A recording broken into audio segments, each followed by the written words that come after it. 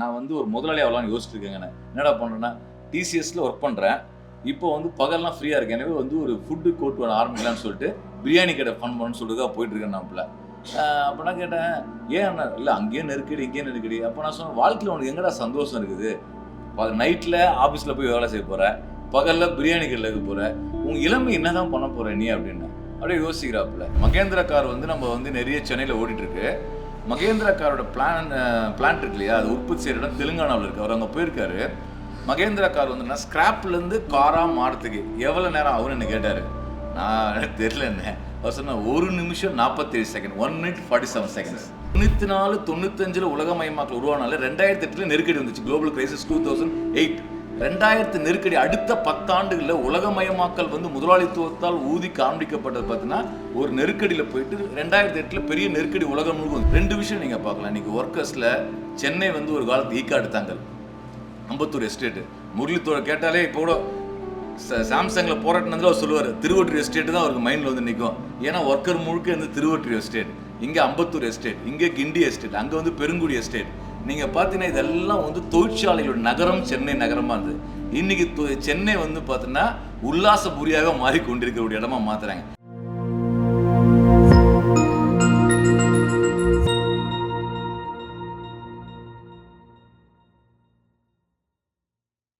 சர்வேசந்தோர் சொன்னது போல் இந்த மாநாடை ஒட்டி பல கருத்து நடத்துகின்றது. ஆனாலும் வந்து என்னென்னா இந்த கூட்டம் நடத்துவது என்பது வந்து ரொம்ப நாள் ஆசை. இது சுதீப்போட வந்து இப்படி ஒரு கான்டெம்பரரி கேபிட்டலிசம் பற்றி என்னென்னா சுதீப் வந்து பேச வேண்டும் என்ற ஒரு ஆவல் வந்து ரொம்ப நாளாகவே இருந்தது. ஏற்கனவே நம்ம மத்திய சென்னை மாவட்ட குழு சார்பாக ஒரு முயற்சி எடுத்தோம். இந்த ஸ்மார்ட் மீட்டர்ஸ் வந்து அறிமுகப்படுத்தும் போது இந்தியாவினுடைய இப்போது தொழிற்சங்க தலைவர் எல்லாருமே தொழிற்சங்க தலைவராக தான் இருக்கிறாங்க. பட் தொழிற்சங்க தலைவருக்கும் ஒரு வர்க்கத்தினுடைய தலைவராக இருப்பதற்கும் ஒரு வித்தியாசம் இருக்கிறது. ஸோ ஒரு கிளாஸ் லீடர், கிளாஸ் அப்ரோச், வர்க்க பார்வை என்பது என்ன, ஒரு பிரச்சனை எப்படி புரிந்து கொள்வதுன்னு பார்க்கும்போது என்னென்னா சுதீப் எங்கே இதில் மாறுபடுறாருன்னா, இன்றைக்கி நம்ம கட்சியினுடைய இளம் தலைமுறையோட மிக முக்கியமான ஒரு டெல்லியில் இருக்கார். யங்ஸ்டர்ஸ் இல்லை நம்ம சொல்கிறோம். சுதீப் வந்து நீங்கள் பார்த்தீங்கன்னா ஒரு மிக முக்கியமான ஒரு பொறுப்பில் இருக்கக்கூடிய ஒரு இளம் தலைவர். அவர் வந்து அந்த அரங்கத்தில் இருந்தாலும் மின் ஊழியர் மத்திய அமைப்பு, அதோடைய ஆல் இண்டியா யூனியனு, அதில் வந்து அதிகார வர்க்கம்னா ஒரு திட்டத்தை கொண்டு வராங்க. ஸ்மார்ட் மீட்டர்னு ஒரு கொண்டு வராங்க. ஸ்மார்ட் மீட்டரை பற்றி விரிவாக வந்து ஆய்வு செய்து அது எப்படி வந்து அதற்கு எதிரான தொழிலாளர்களுடைய போராட்டமாகவும் அதன் மூலியமாக மக்களின் போராட்டமாகவும் அணிதிரட்டி சமகாலத்தினுடைய முதலாளித்துவ அரசுக்கு எப்படி நெருக்கடியை உருவாக்க முடியும் என்பதை மார்க்சிய பார்வையில் பகுத்தாய்ந்து அவர் ஏராளமான கட்டுரைகளே அவர் வந்து பீப்புள்ஸ் டெமோக்ரஸி செய்திருந்தார். என்கிட்ட ஒரு முறை கனகராஜ் அவர் தான் சொன்னார், நம்ம மாநில குழு கூட்டம் நடத்த நினைக்கிறேன், சென்னையில் மாநில குழு கூட்டம், சுதீப்போட கட்டுரையை படிச்சிங்களா நீங்கள் அப்படின்னாரு. அப்புறம் அதுக்கப்புறம் நான் சுதீப்போட கட்டுரையை வந்து வாசிக்க ஆரம்பித்தேன். தனிப்பட்ட முறையில் கனகராஜ் அவர்களும் வந்து என்னென்னா இவரை பற்றி பேசியிருக்கார். நானும் அவரோட வந்து பல்வேறு விஷயங்களை கேட்டிருக்கேன்.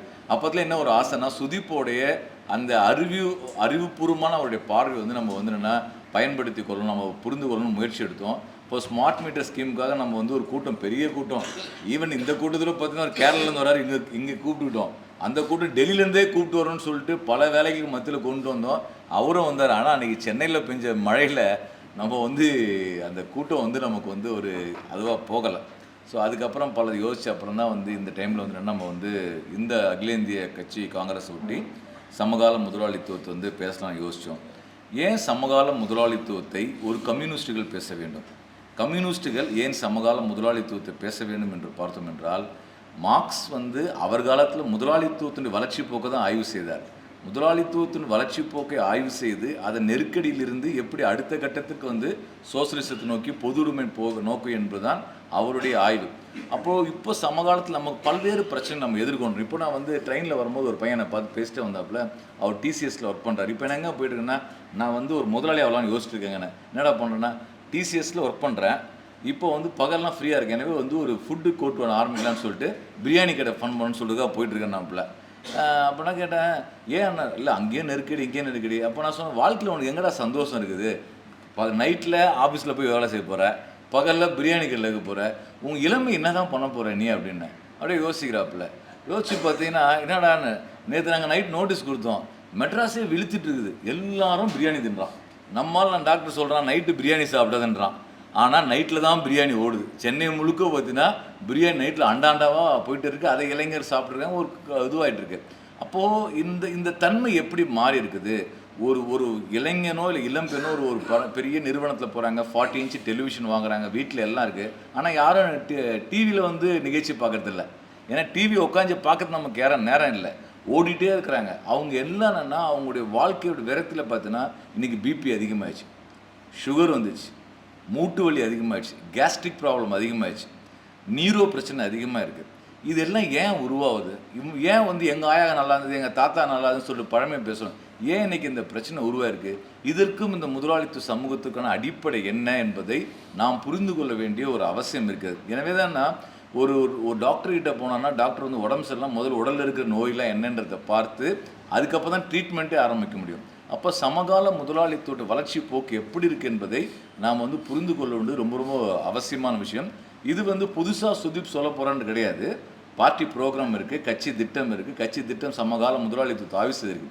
ஆனால் இப்போ நீங்கள் வந்து 2024 எப்படிப்பட்ட போக்குகள்லாம் மாறிக்குன்னு பார்க்கணும். ஒரு இன்ட்ரெஸ்டிங்கான விஷயம், நான் இன்றைக்கி வந்து ஒரு ராஜா நம்மளை மன்றம் பேசும்போது சொன்னார், தெலுங்கானாவில் பிஎம்டபிள்யூ கார் வந்து நம்ம பார்க்குறோம். சாரி, மகேந்திரா கார் வந்து நம்ம வந்து நிறைய சென்னையில் ஓடிட்டுருக்கு. மகேந்திரா காரோட பிளான்ட் இருக்கு இல்லையா, அது உற்பத்தி செய்கிற இடம் தெலுங்கானாவில் இருக்குது. அவர் அங்கே போயிருக்காரு. மகேந்திரா கார் வந்துன்னா ஸ்கிராப்லேருந்து காராக மாறத்துக்கு எவ்வளோ நேரம் ஆகும்னு என்ன கேட்டார். நான் தெரியல என்ன அவர் சொன்னால் 1 நிமிஷம் 47 செகண்ட், 1 minute 47 seconds. 1 நிமிஷம் 47 செகண்டு தான் மகேந்திரா கார் உற்பத்தி ஆகிறதுக்கான நேரம். அதுவும் ஸ்கிராப்லேருந்து காராக மாறுறது. சரி, அந்த இதில் எவ்வளோ பேர் வேலை செய்கிறாங்க அப்படின்னு கேட்டால் 100 பேர், 100 ஒர்க்கர்ஸ், 100 பேர் தான் ஒர்க் பண்ணுறாங்க. எல்லாமே அசம்பிளி. இப்போ இங்கே யோசிச்சு பாருங்க, இது ஓகே. இது இந்த இடத்துல எப்படி வந்து இப்போ கார்ல் மார்க்ஸ் என்ன சொல்கிறாரு, ஒவ்வொரு 10 ஆண்டுகளுக்கும் ஒரு முதலாளித்துவ சமூகத்தில் ஒரு நெருக்கடி இருக்குன்னு சொல்கிறாங்க. ஆனால் இன்றைக்கு இருக்கக்கூடிய அவர் சுதீப் சமீபத்தில் இருந்த கட்டணும்னா கிரைசிஸில் தான் இருக்குது. Economic capitalism under crisis. அது ஒரு முதலாளித்துவம் வந்து நெருக்கடியில் தான் இருக்கிறது. அப்போ நெருக்கடிக்குள்ள முதலாளித்துவத்தை எப்படி அடித்து வீழ்த்துறது ஒர்க்கிங் கிளாஸால்? ஒர்க்கிங் கிளாஸ் மொக்கையாக இருக்கிற சென்ஸ் என்னன்னா, ஏறி அடிக்கிற வரைக்கும் அதுக்கு இதுவாக இல்லை. ஏறி அடிக்கிற அளவுக்கு ஒர்க்கிங் கிளாஸ் இல்லாமல் இருப்பதற்கான காரணம் என்ன என்பதை சமகால முதலாளித்துவத்தை தான் புரிந்து கொள்ள வேண்டிய அவசியம் இருக்குது. நீங்கள் வந்து 94-95 உலகமயமாக்கல் உருவாக்கப்பட்டது. 94-95 உலகமயமாக்கல் உருவானால 2008 நெருக்கடி வந்துச்சு, குளோபல் கிரைசிஸ் 2008. 2000 நெருக்கடி. அடுத்த 10 ஆண்டுகளில் உலகமயமாக்கல் வந்து முதலாளித்துவத்தால் ஊதி காண்பிக்கப்பட்டது. பார்த்தீங்கன்னா ஒரு நெருக்கடியில் போயிட்டு 2008 பெரிய நெருக்கடி உலகம் முழுக்க வந்துச்சு. இன்றைக்கு வரைக்கும் அந்த முதலாளித்துவ நெருக்கடி இருக்கின்றது. அப்போ இந்த நெருக்கடியை நாம் புரிந்து கொள்வது மூலமாக தான் நம்முடைய செயல்பாட்டில் மாற்றம். தோடு நம்மகிட்ட ஒரு எந்தூசியாசம் வேணும், ஒர்க்கர்ஸ் கிட்ட ரெவல்யூஷனரி எந்தூசியாசம், ஒரு ரெவல்யூஷனரி ஆப்டிமிசம் தேவை. புரட்சி குறித்து ஒரு தன்னம்பிக்கையோடு உணர்வோடு செயலாற்ற வேண்டும். ஏன் வரல, எப்படி இருந்த நாம எப்படி இருக்கிறோம், முன்னாடி நல்லா இருந்தோம், இப்போ நல்லா இல்லை, இப்படி புலம்போது இல்லை. இப்படிக்கு என்ன காரணம் என்ன, அதை வந்து ஒரு பகுத்தாய்வு வேண்டிய அவசியம் இருக்குது. ஒரு இன்டலெக்சுவல் வறட்சி இங்கே இருக்குது. தத்துவார்த்தமான நம்ம தோலிட்டு ஒரு பெரிய ஒரு வறட்சியை நம்ம பார்க்க முடியுது. அப்போ அந்த வறட்சிக்கான காரணம் புதிய விஷயங்களை நம்ம வந்து கட்சியினுடைய அணிகளுக்கு நம்ம கொண்டு செல்லாது வந்து நம்முடைய குறைபாடம் இருக்குது. ஏராளமான விஷயங்கள் வந்து பத்திரிகையில் வந்துட்டு இருக்குது, நம்முடைய இதழ்களில் வருகிறது. ஆனாலும் நம்ம வந்து அது முறையான மூலமாக அன்றாட வேலைகளில் நம்ம வந்து ஓடிக்கொண்டிருக்கின்றோம். இல்லை, அன்றாட வேலைகளை வந்து நாம் எதிர்கொள்ளக்கூடிய நெருக்கடிகளுக்கு அதை தத்துவார்த்த ரீதியாக புரிந்து கொள்ள வேண்டும் என்றால் சமகால முதலாளித்துவத்தை புரிந்து கொள்ள வேண்டிய நோக்கம் தான் இங்கே நம்ம கொண்டு வந்திருக்கோம். 2 விஷயம் நீங்கள் பார்க்கலாம். இன்றைக்கி ஒர்க்கர்ஸில் சென்னை வந்து ஒரு காலத்து ஈக்காடு தாங்கல், அம்பத்தூர் எஸ்டேட்டு, முரளித்தோட கேட்டாலே இப்போ கூட சாம்சங்கில் போராட்டினதில் அவர் சொல்லுவார், திருவொற்றியூர் எஸ்டேட்டு தான் அவருக்கு மைண்டில் வந்து நிற்கும். ஏன்னா ஒர்க்கர் முழுக்க வந்து திருவொற்றியூர் எஸ்டேட், இங்கே அம்பத்தூர் எஸ்டேட், இங்கே கிண்டி எஸ்டேட், அங்கே வந்து பெருங்குடி எஸ்டேட். நீங்கள் பார்த்தீங்கன்னா இதெல்லாம் வந்து தொழிற்சாலைகளோட நகரம் சென்னை நகரமாக இருந்தது. இன்றைக்கி சென்னை வந்து பார்த்தீங்கன்னா உல்லாசபுரியாக மாறிக்கொண்டிருக்கிற ஒரு இடமா மாற்றுறாங்க. நகரங்களில் இருக்கக்கூடிய தொழிற்சாலையே போயிடுச்சு. இப்போ நகரத்தில் என்ன நடக்கிறது, எல்லாருமே பார்த்தோன்னா ஒர்க்கர், தொழிலாளி, அப்படி தொழிலாளர் அப்படின்னு பார்த்ததுன்ற இது வேணும்னா அவர் உழைப்பை வந்து விற்கிறது அதிகமாகிட்டு இருக்குது. நீங்கள் ஓலாவிலையோ ஊபர்லையோ எல்லா விதமான ஒப்பந்த பணியாளர் எல்லாமே வந்து என்னென்னா நிரந்தரம் இல்லாத பணியாளர் இந்த இடத்துல போயிட்டு உட்காந்துட்டு போயிட்டே இருக்கக்கூடிய ஒரு சூழல் இருக்குது. இந்த சூழல் ஏன் உருவாகிருக்கு? இது ஸ்டாலின் தான், அதாவது இந்த முதலமைச்சர் காரணமா, இல்லை வந்து ஒரு தெலுங்கானா முதலமைச்சர் காரணமா, இல்லை பாரத பிரதமர் இந்திய பிரதமர் மோடி காரணமா?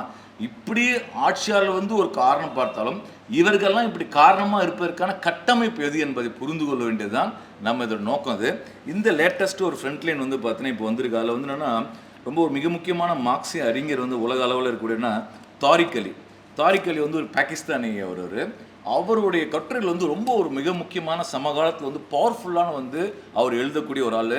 அவர் வந்து 1968 ஃப்ரான்ஸில் வந்து மாணவர் கிளர்ச்சி நடக்கும்போது அங்கே பங்கேற்றவர். ஃபிடல் கேஸ்ட்ரோலேருந்து ஆரம்பித்து சாவேஸ்லேருந்து உலகத்தில் இருக்கிற எல்லா விதமான ஒரு சோசியலிச கம்யூனிஸ்ட் தலைவருடன் மேற்கொண்டு இது பண்ணியிருக்காரு. ஒரு ஃபியூ இயர்ஸ் பேக் வந்து என்னென்னா அவர் சென்னைக்கு வந்தார். வந்து அவர் வந்து நீண்ட உரையாடல் வந்து இங்கே நடத்த பேசிட்டு போனார். அவர் வந்து என்னென்னா இந்த பாலஸ்தீன இஷ்யூ பற்றி பேசும்போது ரொம்ப ஒரு ஆன்லைன் இன்டர்வியூ தான் எடுத்திருக்காங்க. அதில் ஒரு கேள்வி கேட்குறாரு. அவங்க சொல்கிறாங்க இந்த எல்லா பிரச்சனை இருக்குது, பாலஸ்தீன பிரச்சனை இதெல்லாம் இருக்குது, இதுக்கு என்ன தீர்வு, என்ன விஷயம் அவர் சொல்லும்போது அவர் என்ன சொல்கிறார் பார்த்தீங்கன்னா, அடிப்படையாக சில விஷயங்களை வந்து அவர் வந்து சுட்டி காமிறார். அந்த இன்றைய காலகட்டத்தில் எப்படி புரிந்து கொள்ளுன்றது அவர் சொல்கிறார். ஃபஸ்ட்டு என்ன சொல்கிறார், I have no hope whatsoever that the Saudis, the Egyptians or Gulf states will do anything serious of challenge what the US is doing.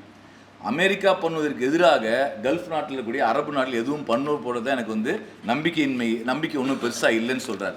அடுத்த ஒரு இடத்துல அவர் என்ன சொல்கிறான்னு பார்த்தீங்கன்னா, at some stage they might decide it's better to die than to live like this and what is happening to the world. ஒன்றும் வாழ்நாமனா சித்தாந்த் தொலைனா சரி என்ன நடக்குதுன்னு பார்ப்போம். இவர் வந்து இப்படி விரக்தியில் பேசுகிற ஆளே கிடையாது. தாரிக் அலி தலைவனுக்கு வந்து 75 வயசு இருக்கும். அரபிக்கடல்லே வந்து என்னன்னா எதிர் நீச்சல் அடிக்கிற வயசு. 75 வயசில் வந்து இங்கே அரபிக்கடலில் வந்து பார்த்தீங்கன்னா நீச்சல் அடிச்சுட்டு போனாலும் அவ்வளோ பெரிய ஆள்.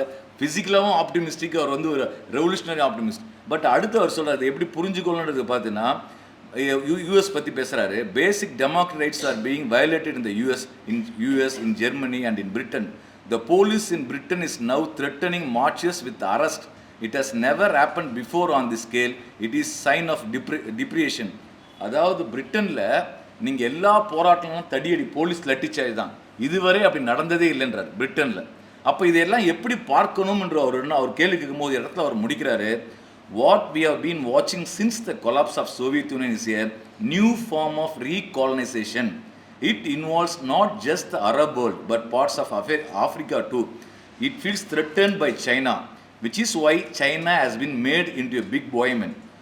Whatever they will stop or not depends on other countries, South Africa, India, Brazil, etc. It would be in the interest of these countries to unite and create a bloc to resist what is going on because they would not benefit. இந்த நெருக்கடி முழுக்கன்னா சோவியத்தினுடைய தகவலுக்கு பின்பு நடந்திருக்கிற நகர்வுகள் முழுக்க பார்த்தீங்கன்னா ஒரு மறு காலனியாதிக்க தூக்கி போயிருக்குது. இதை எப்படி எதிர்கொள்ள வேண்டியிருக்கு அவசியம் இருக்குது.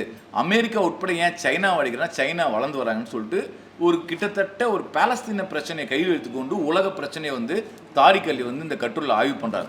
அப்போ சோவியத் யூனியனுக்கு பிறகான ஒரு முதலாளித்துவ உலகம் எந்த அளவுக்கு போயிருக்கின்றது, இன்றைக்கு 2025 நாம் எதிர்கொண்டிருக்கக்கூடிய பிரச்சனைகளுக்கு இந்த உலக நிகழ்வுகளை எப்படி பார்க்க வேண்டும் என்பதுதான் ஒரு மிக முக்கியமான ஒரு புள்ளி.